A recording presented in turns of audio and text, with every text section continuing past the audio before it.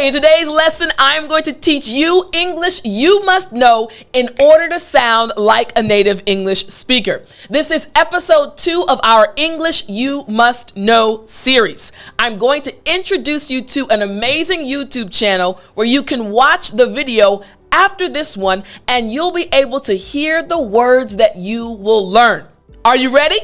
Well then, I'm teacher Tiffany. Let's jump right in. Now, the video that I'm going to be referencing comes from an amazing YouTube channel. This gentleman, Johnny Harris, has an awesome YouTube channel with very interesting documentaries, videos on travel, and so many other things. But the video I am referencing today is actually about McDonald's. That's right. The video is called The Real Reason McDonald's Ice Cream Machines Are Always Broken. Now, in this video, Johnny Harris literally uses tons of English vocabulary words that will help you sound more like a native English speaker. So let's get started with the first word that pops up during the video.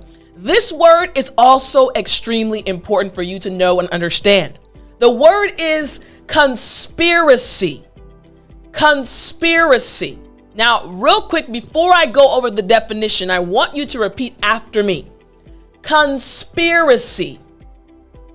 Excellent. Again, conspiracy. Great job. Last time after me. Conspiracy. Excellent. Very good. Now, I'm helping you with the pronunciation, but don't forget, if you want to improve your English pronunciation, all you have to do is download my app, English with Tiffany. The link is right in the description, or you can go to your phone and download the app. It will definitely help you improve your English pronunciation. Now, let's check out this word and see what the definition is. Conspiracy. This word means a secret plan by a group to do something unlawful or harmful. Again, they're coming together to do something that's not good. It's not lawful. We say conspiracy. Now, here's an example sentence using the word. The 3 men are accused of conspiracy. Remember, conspiracy just means a secret plan by a group to do something that's unlawful. So again, the 3 men are accused of conspiracy. Now, sentence number 2, using this word. I suspected that he was involved in the conspiracy. Again, I suspected that he was involved in the conspiracy. And now, sentence number 3, you can get a good idea of how to use this word in real life.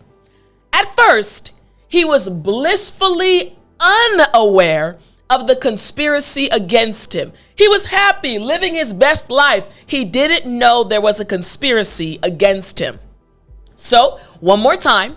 At first, he was blissfully unaware of the conspiracy against him. Makes sense, right? So again, conspiracy. The first word you will hear, and once again, you'll hear this word at the 1 second mark. Notice the timestamp. When you turn this video on, again, after you watch this lesson, go directly to the video. The link is in the description, and you can watch the lesson from Johnny Harris about McDonald's. Now, let's check out word number 2. Word number 2 is nefarious. Nefarious. Now, I want to help you with the pronunciation. So after me again, nefarious. Excellent. Last time, nefarious. Good. Front teeth on your bottom lip. Excellent. Now, the word nefarious, it just means actions or activities that are morally bad. Something that is not good. In English, we say nefarious. Nefarious. Now, let me give you an example sentence using this word. The first example sentence is, most of us know that information sent over internet wires can be used by individuals who have nefarious intentions in mind. It makes sense, right? It's a long, advanced English sentence, but since you now understand the word nefarious, again, actions or activities that are morally bad, you now understand this sentence. So one more time. Most of us know that information sent over internet wires can be used by individuals who have nefarious intentions in mind, or morally bad intentions in mind. Now, what about this sentence? Sentence number 2. In the end, if you have the most money and property, then you are successful in your efforts to beat the villains at their own nefarious game. Again, an advanced English sentence, but now you understand this advanced English word. So once again, in the end, if you have the most money and property, then you are successful in your efforts to beat the villains at their own nefarious game. Now, sentence number 3. The company's CEO seems to have been involved in some nefarious practices or activities. Either one works. Again, the company's CEO seems to have been involved in some nefarious practices or activities. Again, now you understand the word nefarious. So once again, remember, when you watch the video by Johnny Harris, you want to listen for this word at the 1 minute and 33 second mark. 1 minute and 33 seconds into the video, you will hear the word nefarious. Now, what about word number 3? Another word that is very important for you to understand. The word is skeptical. Skeptical. After me, skeptical. Woo, very good. Again, skeptical. Excellent. Last time after me, skeptical. Great job. Now, the word skeptical just means not easily convinced, having doubts or reservations. Like if you're going to pick out a camera and you're just not sure if the camera you're looking at is good or not. You're a bit skeptical.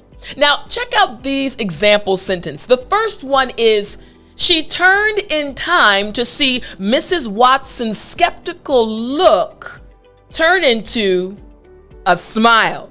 Again, she turned in time to see Mrs. Watson's skeptical look turn into a smile. Makes sense, right? Now, sentence number 2. His expression was skeptical. Again, his expression was skeptical. And sentence number 3. But over the last few years, I've become skeptical about the whole thing. I'm not really sure if this whole thing is good or not. I'm having some doubts. I'm not convinced. Once again, but over the last few years, I've become skeptical about the whole thing. Makes sense, right? So again, when you watch the video by Johnny Harris, listen for the word skeptical at the 1 minute and 55 second mark. So we have word number 3. Now I want to teach you word number 4. It will pop up in the video with Johnny Harris. This is a combination word, and it is mind numbing. Mind numbing. I want you to watch closely and listen closely. Mind numbing. Excellent. Again after me. Mind numbing. Great job. Last time after me. Mind numbing. Excellent. Now, mind numbing, just to make sure you understand this properly. Mind numbing means so extreme or intense as to prevent normal thought. You're so overwhelmed. It's so intense that you can't think normally. It's just too much for you to deal with. It's mind numbing. I just can't think clearly. My mind feels like it's numb. Mind numbing. So for example, here's a good sentence. The jury sat through hours of mind numbing testimonies. Testimony after testimony. So many testimonies, and the jury, they couldn't even focus anymore. So again, the jury sat through hours of mind-numbing testimonies. Sentence number 2. The whole experience was mind-numbing. Again, mind-numbing means so extreme or intense as to prevent normal thought. We couldn't even think clearly because the whole experience was mind-numbing. And finally, sentence number 3. The repetition was mind-numbing, over and over and over again. Think about it. When I'm helping you with pronunciation, I normally repeat myself 3 times, sometimes 4, but normally 3 times. But imagine if I said, repeat after me 35 times. That would be mind-numbing. Oh my goodness, the repetition was mind-numbing. Makes sense, right? I think you got it. So again, when you watch the video right after this one with Johnny Harris, listen for mind-numbing at the 2-minute and 7-second mark, okay? 2 minutes and 7 seconds into the video, he is going to say mind-numbing. Now, what about number 5? Number 5 is also another word that you must understand. The word is epidemic. Epidemic. So after me, epidemic. Excellent. Again, epidemic. Yes, last time, epidemic. Great job. Now, the word epidemic just means excessively prevalent or excessively happening, often over a large area at a particular time. Again, it's prevalent, it's happening in many different areas. We call this situation an epidemic. Whatever's happening is an epidemic. Let's check out an example sentence to help you understand this more. A great epidemic burst forth in that area. Again, it was prevalent, happening often over a large area. Hey, they had a great epidemic burst forth in that area, and usually it's not a good thing. Let's look at sentence number 2. She was carried off by the epidemic. Again, she was carried off by the epidemic. And finally, sentence number 3. The threat of an epidemic caused great alarm and trepidation. People were nervous. People were scared. Oh my goodness. The threat of an epidemic caused great alarm and trepidation. So again, when you watch the video, listen for this word epidemic at the 3-minute mark. So number 5, again, was epidemic. What about number 6? Another one that's very important for you to understand. Number 6 is mind-boggling. Mind-boggling, all right? Mind-boggling. Now, this is something that is very important for you to understand. But repeat after me. Mind-boggling. Good. Again, mind-boggling. Great. I want you to look at it one more time, or pay attention one more time to what this word, this combination of words looks like. So again, mind-boggling, mind-boggling. So last time, watch me if you're looking at the video, mind-boggling. Excellent. Now this just means having a very powerful or overwhelming effect on the mind. Again, having a very powerful or overwhelming effect on the mind. We say mind-boggling, like, oh my goodness, my mind, mind-boggling. That was mind-boggling. So let me give you an example sentence. Here we go. The huge range of animals at the zoo is truly mind-boggling. Think about it. When you go to the zoo, you're not just going to see 2 or 3 or even 10 animals. There are hundreds of animals when you go to the zoo. So again, it's mind-boggling. One more time. The huge range of animals at the zoo is truly mind-boggling. Now, sentence number 2. There are so many of them that it might be mind-boggling for a while. You may feel overwhelmed. You may not be able to concentrate. You're going to feel overwhelmed. Again, sentence number 2. There are so many of them that it might be mind-boggling for a while. And sentence number 3. The wealth of information available in gardening, on organic gardening, can quickly become mind-boggling. One more time. The wealth of information available on organic gardening can quickly become mind-boggling. There's so much information you can feel overwhelmed. It can become mind-boggling.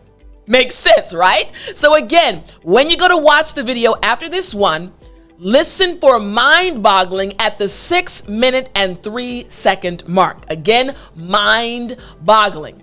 Now, what about number 7? Again, another one that is so important for you to understand because native English speakers use it on a regular basis. The word is infuriating. Infuriating. Now, I want you to repeat after me. Infuriating. Yes, good. Again, infuriating. Excellent. Last time after me. Infuriating. Excellent job. Very good. Now, the word infuriating just means causing feelings of extreme anger. Causing feelings of extreme anger. When someone is super upset, I told you not to do that. They are infuriated, extremely angry. So listen to this first sentence, sentence number 1. It is infuriating to talk to someone who just looks out of the window. You're having a conversation with that individual, and the whole time they're looking out the window, not paying attention. It is infuriating to talk to someone who just looks out of the window. What about sentence number 2? The infuriating thing is that he is always right. Now, this is kind of funny. Imagine a wife speaking about her husband and saying this. It's infuriating. He's always right. I'm the one that's wrong. He's always right. She can get really angry, right? Maybe that's you.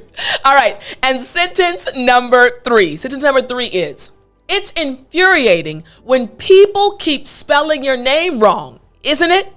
Now, this is interesting. My name is Tiffani, as you know, but my name is spelled Tiffani. Many people spell it Tiffany. So a lot of times people will misspell my name because they think it's with a Y. Now, I don't get angry. I just tell them the correct spelling. But for some people, it can make them extremely angry. And they can say, it's infuriating when people keep spelling your name wrong, isn't it? Makes sense, right? Okay, so again, when you go to watch the video, listen for this word at the 6 minute and 5 second mark. Again, the word is infuriating. Now we're going to look at word number 8, another good word. This word is nuance. Nuance. Now, I want you to repeat after me. Nuance. Yes, get those lips out. Nuance. Good job. Last time after me. Nuance. Excellent. All right. Now the word nuance, this means a shade of meaning, expression, or sound. A shade of meaning, expression, or sound. It's not necessarily clear. It's there, but it's not really clear. We say a nuance. So let me give you an example sentence, and this will help you understand the word more. He was aware of every nuance in her voice. Let me give you an example that will help you understand based on this sentence. Now, I'm going to say something to you. Normally, I had a wonderful day. Makes sense, right? But I want you to listen closely to how my voice, the sound of my voice changes this time. I had a wonderful day. Now, I said the same thing, but my voice sounded a bit different, right? I was a little bit slower when I was speaking. I kind of added a little bit more of a shrug if you're looking at the video, and my voice sounded different. You were aware of the nuance in my voice. Tiffani, you said that you had a wonderful day, but it doesn't sound like you did. That means you were aware of the nuance in my voice. Not really clear, but something was there. In English, we say nuance. You got it, right? Okay, now, sentence number 2. Colin loves to analyze every little nuance of our conversation, every little part that could have another meaning. Colin loves to analyze every little nuance of our conversation. And now, what about sentence number 3? She managed to capture every nuance of his expression in the portrait. She was looking at the painting, the portrait, and she could pick up little things in the portrait that had a deeper meaning to them. Again, she managed to capture every nuance of his expression in the portrait. So again, listen for this word at the 11-minute and 7-second mark. Again, the word is nuance. Now, what about word number 9? The word is obscure.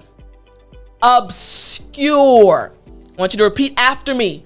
Obscure. Yes, good. Again, obscure. Excellent. Last time after me. Obscure.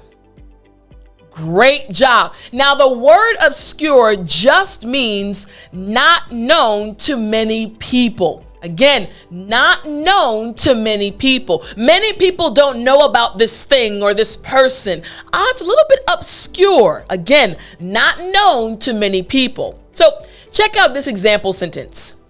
It was an obscure corner of the world. It wasn't a place that many people had visited before, not like the Leaning Tower of Pisa or the Empire State Building. No, this corner of the world was a bit obscure. Not many people knew about it. Now, what about sentence number 2? The origin of the kingdom is obscure. Not many people know about the origin of the kingdom. The origin of the kingdom is obscure. And what about sentence number 3? There's always eBay when you're looking for a deal or an obscure item. You want to buy something that not too many people know about? Go to eBay.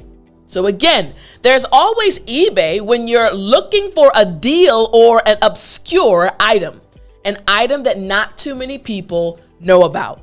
So when you watch the video after this one, make sure you listen for this word obscure at the 11-minute and 45-second mark. You'll hear it and you'll know what he means when he actually says the word. Now, the final thing we're going to look at, we're going to actually learn is not a word, it's actually an expression. Number 10. Now, this expression is just call the guy. Just call the guy. Now, just call the guy. What does this mean? But I want to go over the pronunciation first. Just call the guy. Good. Remember, for the, put your tongue through your teeth. The. Excellent. So again, after me, just call the guy. Excellent. Last time after me, just call the guy. Great job. Now, just call the guy. This means a guy or woman who is an authorized service technician. A guy or woman who is an authorized service technician. Again, authorized service technician. Hey, call the guy. He can help you. Let's check out some example sentences. The first one is right here. I told her to just call the guy. You don't know how to do it? Just call the guy. You may not know the individual, but that's the guy that will help you with your issue. Just call the guy. Now, sentence number 2. They were worried, so they just called the guy to fix it. Again, they were worried, so they just called the guy to fix it. And sentence number 3. I tried to just call the guy for how many times already? Again, I tried to just call the guy for how many times already? I've already tried to call him so many times. Just call the guy. So when you watch the video after this one, listen for just call the guy at the 13-minute and 10-second mark. Again, just call the guy. Now, I really hope you enjoyed this lesson. I hope you enjoy actually understanding what Johnny Harris says in the next video. I will talk to you next time, but until then, remember to speak English. Do, do, do, do. You still there? You know what time it is. It's story time. Hey, I said it's story time. All right. Today's story is one that makes me smile. So, I have always enjoyed having fun. I've enjoyed laughing and spending time with family and friends. And when I was younger, I went to an elementary school here in Maryland. My elementary school was George E. Peters Elementary School. And I remember, again, this was back in the early 90s or late 80s. And I remember it would snow. In Maryland, we have all 4 seasons. I remember when it would snow, the teachers would allow us to go outside and we'd have a little bit of a longer recess. You know, for kids being outside and playing, it's fun, it's great. So we would go outside and we'd play. But when it snowed, now in America, when it snows, kids want to go sledding. But in order to sled, you need a sled, right? To go sledding. But we were at school and it had just snowed, and actually it was very cold outside, so the snow was really cold and perfect for sledding down the hill. We had a huge hill. It was extremely steep, so you're talking about some fun. We would fly down that hill. Now on this day it had snowed, it was really cold outside, so the snow was nice and hard and perfect for flying down the hill. We realized that no one had a sled. So we were all standing around saying like, hey, what are we going to do? We want to have fun and slide down the hill, but we don't have any sleds. We hadn't brought our sleds with us. And somebody looked over beside the hill. Now there was a trash can, but next to the trash can, whenever we were finished using cardboard boxes, they just stacked them up. They weren't inside the trash can. They were just sitting on the ground. Again, we're near the grass, well, that was covered in snow now. A big stack of cardboard boxes. They had been flattened. So we looked at each other and said, we may not have sleds, but we have another thing. And we ran over and we all started getting the cardboard boxes. So we looked at each other and said, who's going to go first? Now, you know, I was a daredevil as a child, adventurous. I wasn't scared of anything. So I said, hey, I'll go. So I put the cardboard box. Now we were young, we were small, so we could all fit on the cardboard boxes. They were large boxes. And I put it on the top of the hill on the grass, well, that was covered in snow now. And I sat on it, and again, it was flat. So I had to I flipped up the sides of the box. And I grabbed it, and I said, hey, somebody push me. And they said, okay, Tiff, 1, 2, 3, and I flew down the hill and I was screaming because it was so much fun and I was going so fast. I said, come on, guys, this is great. And then my friends jumped on their cardboard boxes and we spent the next hour having the time of our lives. Now remember, this was years ago and I still remember it right now because we had so much fun and it was something that happened. We didn't plan it. We didn't have what we needed, but we improvised. And this for you as an English learner is important. Sometimes you might feel like you don't have what you need. You don't have a native English speaker in your hometown. You may not have the books that you'd like to study English with, but you have to improvise sometimes. You're watching this lesson. I'm so happy to be your English teacher. You can improvise. Don't focus on what you don't have. Focus on what's in your hand. What's in reach? We found a cardboard box and had the time of our life. You can do the same. You can learn English. You can enjoy studying English by using what's available to you. So don't worry about what you don't have. Use what you do have. Now, I hope you enjoyed this story. And I do want to say again, If you want to keep studying with me, remember, all you have to do is go to www.dailyenglishLessons.com, and I'll put in your hand what you need to achieve your English goals. I hope you enjoyed, and I will talk to you next time.